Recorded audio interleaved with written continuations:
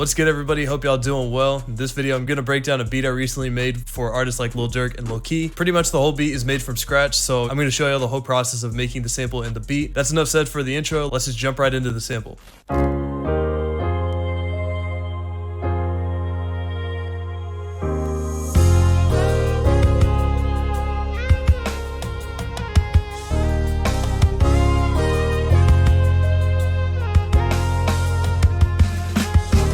So straight away from the sample, you can tell I put a bunch of layers in this, and it took me a little bit to make this sample. Time well spent, in my opinion. So let's just go from the bottom up here. The first thing I did is I set the tempo. I have this at 164 BPM. For these types of ones, especially with the live drums, I found that they were the best between like the 160 to 170 range. So the first sound and the basis of this beat was the cinematic grand piano preset from Keyscape. And the only change I made to this preset was taking the amount knob in the reverb and moving it down to 0.08. So going into the actual MIDI, I'm going to start with the bass notes. And pretty similar to a lot of Pain beats, it's using the 1-7-6 progression, and after 4 measures, it just flips around to the 6-7-1. So the key for this beat is an F minor. We're going to take the first note in the scale F, the 7th note D sharp, and the 6th note C sharp. And then these notes right here are just other notes that are in the scale. I just felt like throwing those in just as a bit of a switch up.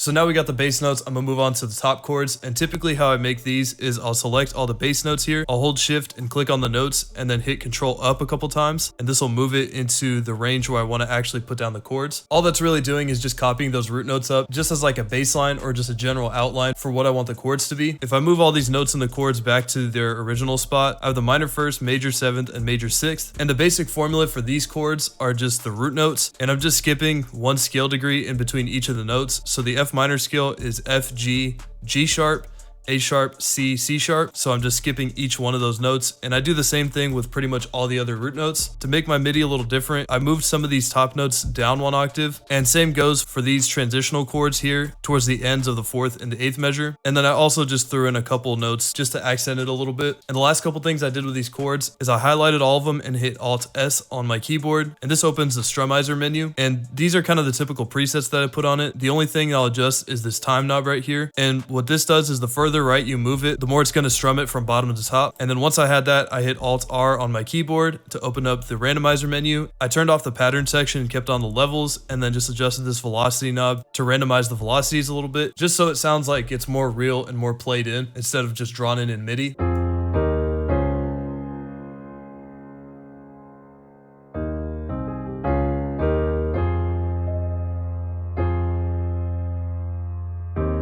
So after the piano melody, I opened up Xband 2 and I got this Mark II Tremolo E-piano preset. And in this pattern, it's the exact same MIDI from the piano pattern minus the bass notes on the bottom.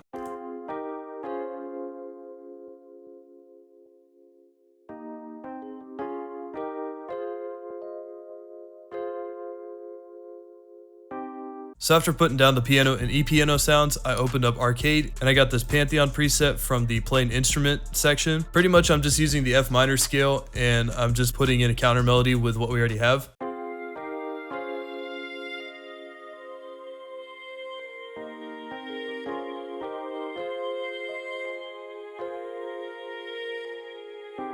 So after putting down the arcade vocals, I opened up Omnisphere and I got this choir preset. And in this sound, I pretty much just copied a couple of the chords from the first 2 patterns. And I just put this in here to kind of fill out the sound a little bit more and make the sample sound more full and kind of cinematic.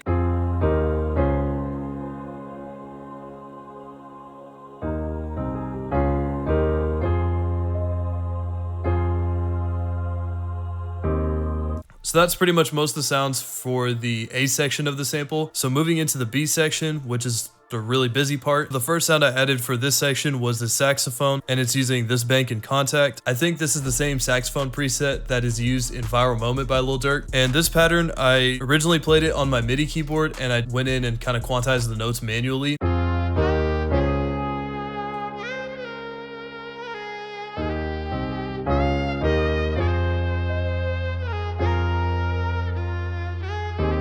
And then to further add some more depth to the sample, I opened up this next fretless bass guitar in Xband, and I pretty much just copied and pasted the notes from the piano bass notes into this pattern.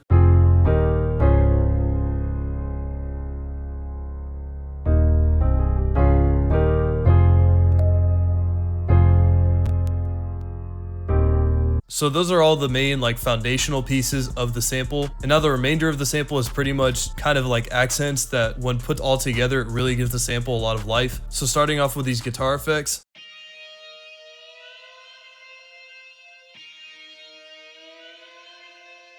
So these were played in using this Contact Bank Evolution Infinity on the Showstopper lead preset. So I started with this D sharp here, and using the pitch wheel on my MIDI, I manually recorded some automation in to bend it up 2 half steps. So the channel pitch looks something like this for this specific note.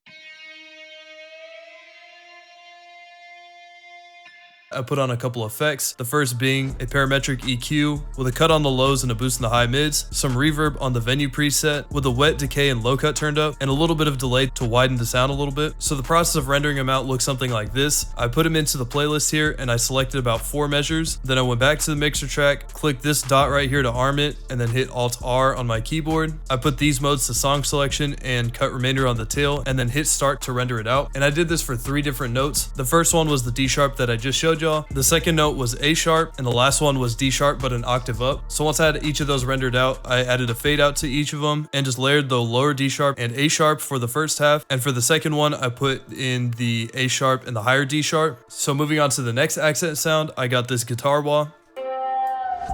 I put this on F on the lower octave and on the normal octave.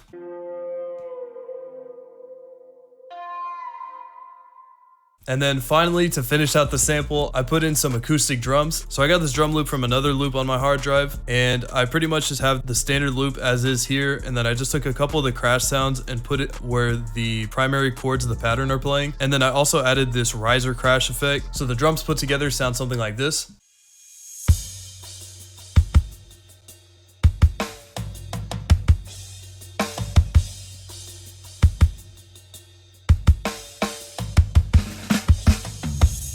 Now that I had all that, I arranged the loop to my liking and I rendered it out as an audio file. So I took the rendered out stems and I put them into a new project file, and in here I added the drums and did the final arrangement for the beat. So the first sound I put in was this clap, and put in a basic pattern. I just put it on the 3rd beat of each measure.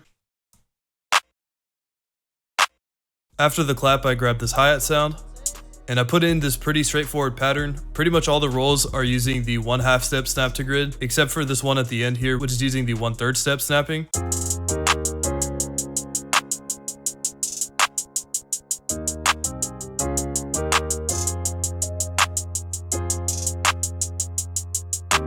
After the first couple drums, I got this snare sound, and I put in a really simple snare pattern. The only thing kind of complicated about it is I just put in this roll here using the 1/2 step snapping.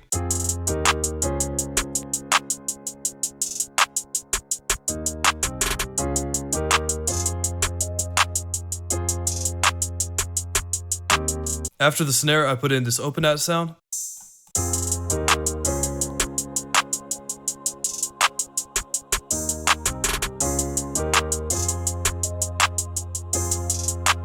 For my second to last drum sound, I got the spins 808. Pretty similar to the bass guitar, I have those same bass notes laid out here, and I just chopped them to a pretty standard 808 type of pattern.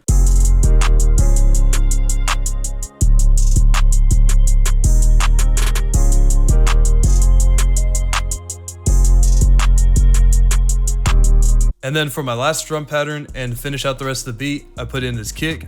And like I said with the open hat, I just wanted this to layer with the spots of the 808 that I wanted to have the most emphasis.